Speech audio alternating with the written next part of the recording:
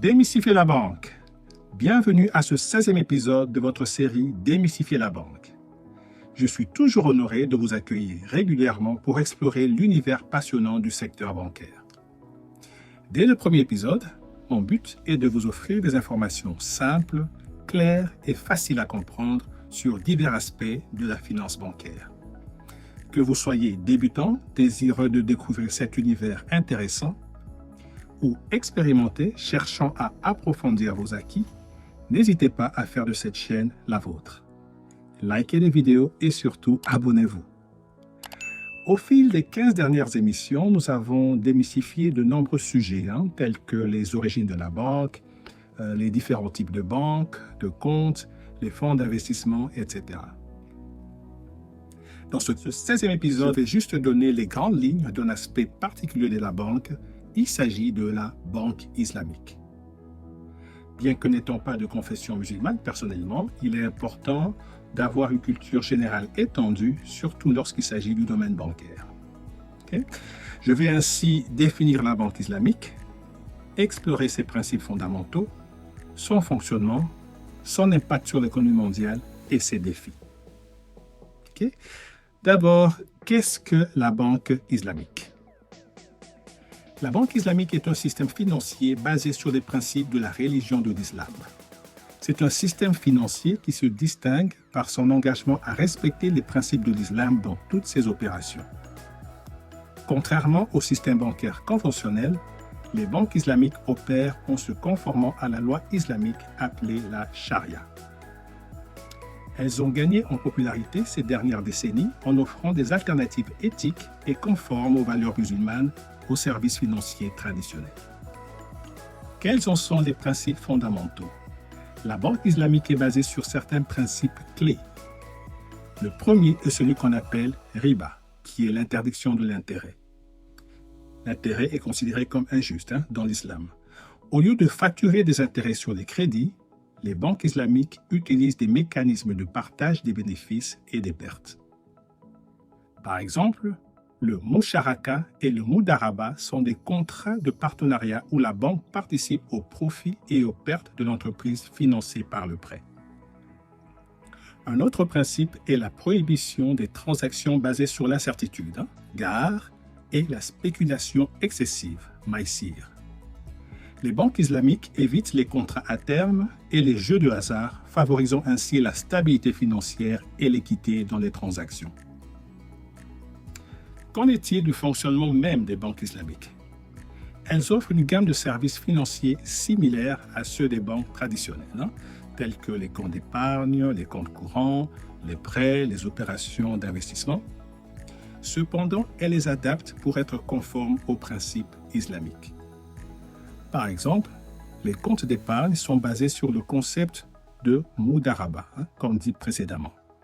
Le principe de mudaraba implique deux parties qui signent un contrat. Okay? D'un côté, nous avons le rab al-mahal, c'est l'investisseur qui fournit le capital. Cela peut être un individu, une entreprise ou toute autre entité disposant de fonds à investir. De l'autre côté, nous avons le mudarib, qui est le gestionnaire qui utilise le capital pour mener des activités commerciales. Dans ce contexte, il s'agit de la banque qui apporte son expertise et son effort. Les profits réalisés sont partagés entre le déposant et la banque selon des ratios prédéterminés. Les pertes, en revanche, sont supportées uniquement par le rab al-mahal, c'est-à-dire le client, sauf en cas bien sûr de négligence ou de violation des termes par le mudarib, c'est-à-dire la banque. Concernant l'utilisation des fonds, le mudarib, c'est-à-dire la banque, a la liberté d'utiliser le capital pour des activités commerciales, mais doit agir dans le meilleur intérêt de l'investisseur et respecter les termes du contrat. Les fonds déposés sont utilisés pour financer des projets conformes à la charia, ce qui signifie qu'elle ne doit pas impliquer d'activités prohibées, qu'on appelle haram, comme la spéculation excessive ou les investissements dans des secteurs non conformes, tels que la production d'alcool ou la pornographie. Ce mécanisme favorise l'entrepreneuriat tout en respectant les valeurs éthiques de la finance islamique. En ce qui concerne les crédits, les banques islamiques utilisent des mécanismes tels que la murabaha, qui est un contrat de vente avec une marge bénéficiaire convenue. Au lieu d'imposer les intérêts sur le prêt, la banque achète l'actif souhaité par le client et le lui revend à un prix majoré. Cela permet à la banque de réaliser un profit tout en respectant les principes de l'islam. Okay. Maintenant, quatrième point, quel est l'impact sur l'économie mondiale de la banque islamique? La banque islamique a connu une croissance significative au cours des dernières décennies et a eu un impact notable sur l'économie mondiale. Elle a permis aux populations musulmanes et à d'autres personnes soucieuses de leurs valeurs éthiques de bénéficier de services financiers conformes à leurs croyances. En encourageant des pratiques financières responsables et éthiques, la banque islamique peut contribuer à la stabilité économique. Par exemple, en évitant des pratiques spéculatives excessives, elle peut réduire le risque de crise financière. De plus, en favorisant le partage des bénéfices et des pertes, elle encourage une plus grande équité dans les relations financières. La banque islamique a également joué un rôle dans le financement du développement économique, en particulier dans les pays à majorité musulmane. En offrant des services financiers accessibles et conformes à la charia, elle a contribué à la croissance des petites et moyennes entreprises ainsi qu'au développement des infrastructures. Maintenant, quels sont les défis auxquels elle fait face? En toute objectivité, la banque islamique, bien qu'elle ait connu une croissance significative, fait face à plusieurs défis. Voici quelques-uns des principaux. Premièrement, la conformité à la charia. Les différentes interprétations des principes de la charia peuvent entraîner des divergences dans les pratiques bancaires. Le besoin constant d'un comité de charia dans la banque pour superviser les produits et services peut ralentir les processus d'approbation.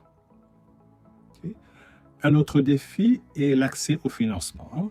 Accéder à des marchés de capitaux conformes à la charia peut être un challenge, ce qui limite les options de financement pour les banques islamiques. La gestion de la liquidité peut poser problème, notamment en l'absence d'instruments financiers spécifiquement conformes à la charia. Okay. Un autre défi est l'éducation et la sensibilisation. La méconnaissance des principes de la finance islamique parmi les clients peut limiter la croissance. Il y a donc la nécessité d'éduquer non seulement le personnel bancaire, mais aussi le public sur les produits et services islamiques, ce qui peut être coûteux et chronophage. Okay. En conclusion, la banque islamique représente une alternative éthique au système financier conventionnel en offrant des services conformes aux principes de l'islam. En évitant l'intérêt et en promouvant des pratiques financières responsables, elle contribue à la stabilité économique et à une plus grande équité. Alors que la demande pour des services financiers conformes à la charia continue de croître, la banque islamique est appelée à jouer un rôle de plus en plus important dans l'économie mondiale. Cependant, des défis subsistent, notamment en ce qui concerne la normalisation des réglementations et des normes internationales pour les institutions financières islamiques, ainsi que la vulgarisation auprès du public. En fin de compte, la banque islamique offre une approche unique qui intègre les principes religieux dans le secteur financier. Elle présente des avantages potentiels en termes d'éthique, de stabilité et de développement économique. Toutefois, il est essentiel de continuer à promouvoir la transparence, la gouvernance et la conformité aux normes internationales pour assurer sa croissance et sa durabilité à long terme. Voilà, ceci conclut ce 16e épisode qui a survolé le concept intéressant, mais peu connu du grand public, de la banque islamique. J'espère que vous avez trouvé cette vidéo à la fois utile et captivante. Si tel est le cas, une fois de plus, je vous prie de liker la vidéo et partagez-la dans vos réseaux avec vos amis, vos familles, notamment dans les groupes WhatsApp et autres. Vos retours, vos avis et suggestions, questions et idées m'encouragent à créer du contenu qui vous plaît et qui correspond à vos attentes.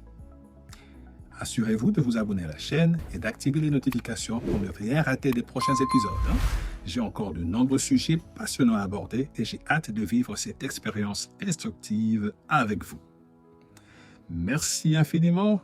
Restons connectés et ensemble, démystifions la banque.